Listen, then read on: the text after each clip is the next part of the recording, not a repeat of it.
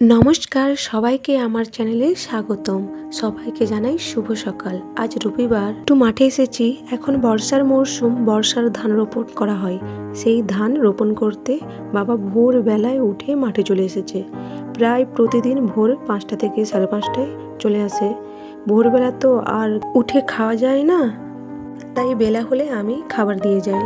এখন প্রায় 8:30 বাজে। বাবার খাবার এনেছি। লোক হওয়ার কথা ছিল রোয়ার জন্য, এসে দেখি কোনো লোক হয়নি। তাই ভাবলাম এই সুযোগে আমিও দেখি রুইতে পারি নাকি। তাই বাবাকে বললাম, বাবা করবো? বাবা বলল, 2টো করে বীজের কাঠি নিয়ে বীজগুলো সোজা করে মাটিতে বসিয়ে দিবি, তাহলেই হবে। বীজগুলো যাতে না নুয়ে পড়ে। তাই আমিও ভাবলাম সুযোগ পেয়েছি, দেখি পারি নাকি। মাঠের জমিতে রোয়া হলে একটা মানুষ ভোর 5টা থেকে 5:30টায় আসে। শুধু দুপুরে ভাত খেতে যায়, আর খাওয়া টাইম বাদ দিলে সূর্য ওঠা থেকে সূর্য অস্ত যাওয়া অবধি কোমর নুইয়ে নুইয়ে ধান রোপণ করে। কতটা পরিশ্রমের কাজ! কথায় বলে, একটা ধানের কোনায় বা চালের কোনায় একটা কৃষকের কঠোর ও করুণ পরিশ্রম আছে। করুণ পরিশ্রম কেন বলছি?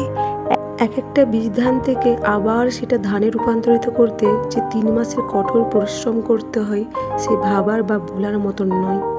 দেখুন, পুরো আকাশ ছেয়ে মেঘ ধরেছে, যেন এক্ষুনি বৃষ্টি নামবে। চলুন বাড়ি যাওয়া যাক।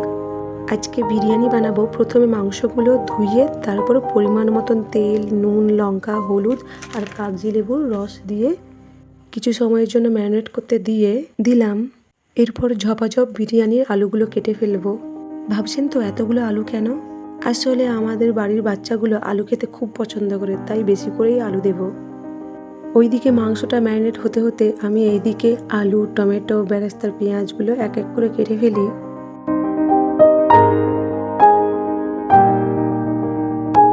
বেরেস্তা করার পেঁয়াজটা কাটা হয়ে গেছে।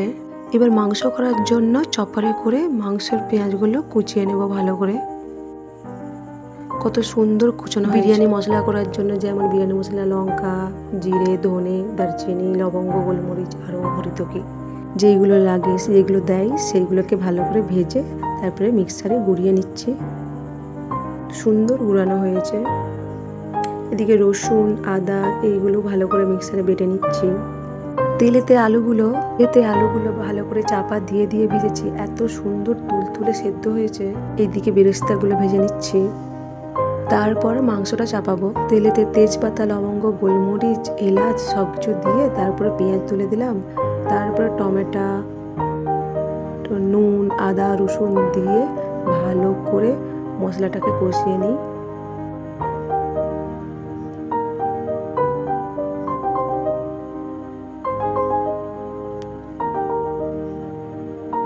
মশলায় তেল ছাড়া শুরু করে দিয়েছে। এবার মাংসগুলোকে তুলে দিয়ে আস্তে আস্তে চাপা দিয়ে মাংসটাকে কষাবো। মাংসটা কষানো হয়ে গেছে প্রায়। এরপর আলুগুলো সব তুলে দেব মাংসতে। তুলে দিয়ে ভালো করে নেড়ে নিয়ে চাপা দিয়ে দেব। তারপরে লাস্টে যে বিরিয়ানি মশলা গুঁড়িয়েছিলাম সেইগুলো ছড়িয়ে দেব। চলুন, এদিকে মাংসটা হয়ে গেছে। এরপর দুধেতে যেমন আতর, কেওড়া জল, গোলাপ জল দেয়, রেডি করে নিই। এরপর বিরিয়ানির লেয়ার সাজিয়ে এক এক করে মাংস, তারপরে ভাত, তার উপরে আবার বেরেস্তা দিয়ে 2-3টে লেয়ার করে তারপরে বিরিয়ানিটা চাপে বসিয়ে দেব।